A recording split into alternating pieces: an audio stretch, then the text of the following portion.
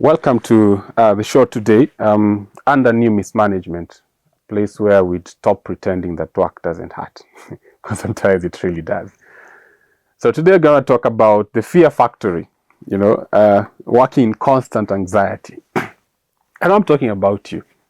Maybe today you're coming from the office and you're like, "Ooh, that was a horror movie." The fear factory. When you go to the workplace, you don't want to go to a place where you're scared the whole time. You're not going into a jungle to meet a lion. But your boss makes you feel like that. The fear factory. The way I've just called it, it's a factory. They manufacture fear. Your boss wakes up in the morning and their entire mission for this day, his or her entire mission today, is to make sure that all of you are scared. And people use fear as a control tactic. In the previous episode, we talked about those micromanagers who are scared and they think that they are leading, but they are controlling.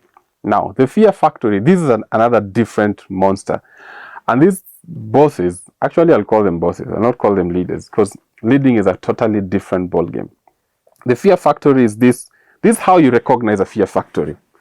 You walk into an organization, and whenever you need to ask someone something from a different department, their response will always be, "Let me talk to my boss."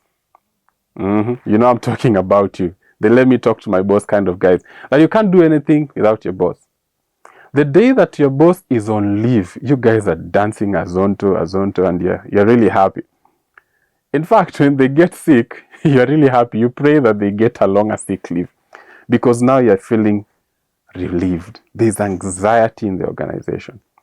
The boss walks into the meeting room. You are listening to music. You have your earphone on, because nowadays, let's say the truth.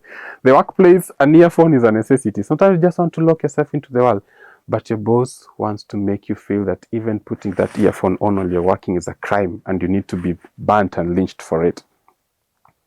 We're talking about the organization where the leadership is always in constant threat. If you guys come tomorrow at 8:15, you're going to receive a shock letter. If you don't do this, I'm going to expunge your name from the next activity that you're going to do. If you do not comply to these rules, we are going to... There's always a if you're not, then we. If you're not... Now, remember, I'm not talking about setting boundaries here. I'm not talking about setting boundaries for your employees and telling them, hey, we need to come to work on time. We need to make sure that we are relevant to our customers. But this is the if not, if else. If not else. These kinds of people are very dangerous. Imagine walking into your home and the only thing your children see when you walk in is someone who's going to threaten them, is someone who's going to remind them of the mistakes that they did the other time. That is a very toxic environment. And in this time where we're talking about mental health is really paramount. And many people are broken when they're in the workplace.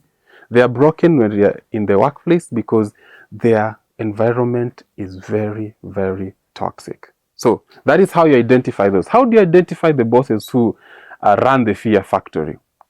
When they walk in, they want you to acknowledge them. When you don't refer to them as madam, as sir, as Dr. So-and-so. I'm not saying those titles are bad, but those who put so much premium on those. And when you don't do that, you realize that the next step you're going to receive is a lashing of whatever kind. There's even an organization where people apply for a job, and there is this leader who decides that his or her job is to find out who is applying for jobs. And trust me, the moment they know that you're actively looking for another job, you're in for a rough time in that organization. Those are the people. I'm talking about the leader who, when they come into the office, everybody freezes. I'm talking about the leader when they step into the meeting room. They start with threats. Something like this. Today's meeting, I'm not going to tolerate silence. Everybody must talk. And then you guys start talking. You get the vibe as if this boss is telling you, did you even think about your idea before you said it? I'm talking about those bosses. When you want even to go for leave, you have to really, really justify why you're going for leave. I have to go on leave because my mom is unwell. I have to go on leave because my baby is unwell, you can't even say that you're taking leave so that you can go to your baby's school function because you're scared of what they will say. There's an organization where a guy went to ask for a salary advance because his dad was unwell. But what did the boss say? I had people have already contributed for you on WhatsApp. Why do you need more money? Can't you plan your money? Can't you even plan your money well? Can't you live within your means? Is that something that you can tell somebody that you're leading? What will happen to that person? They'll be afraid of you. And let me tell you, you fear factory managers, when people are afraid of you doesn't mean they respect you. We actually hate you. We actually wish you went back where you came from. Hell. But that's not what you're talking about here. We want all of us to change. Remember, if you have a child and you're such a manager, you're such a leader, you're such a boss, remember your child will sit under someone somewhere someday. Do you want the people that you love to receive the same measure of which you measure to others? I'm a believer. I talk about this and I say, whatever measure you give, you will receive good measure, pressed down, shaken together, shall people give back to your bosom. So how do we survive this environment where there is fear and anxiety all the time? How do you survive it? Make sure you're grounded and you know what you're doing. Keep your work confident. Keep your work private. If you can, try your best to minimize your interaction with these people because they will hurt you. Try your best to minimize your interaction. You don't have to say hi to them. I mean, if you don't say hi to your boss, will they fire you because you stopped saying hi to them? Another thing for you to survive this kind of bosses, try your best to identify the people they use to gather information about you. There's always office politics. Understand those people are always there to gather information about you and keep off them because that is what will be used against you. Not in a court of law, of course, in the work environment. So what are we talking about here? We've talked about this fear factory, and these guys, they will hurt you.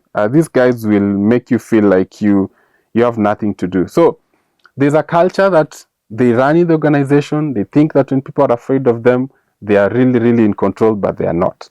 So they use they use intimidation. But let me tell you, if you need to make sure that you break that cycle, if you're working into that fear factory, remember, you're not weak for feeling anxious.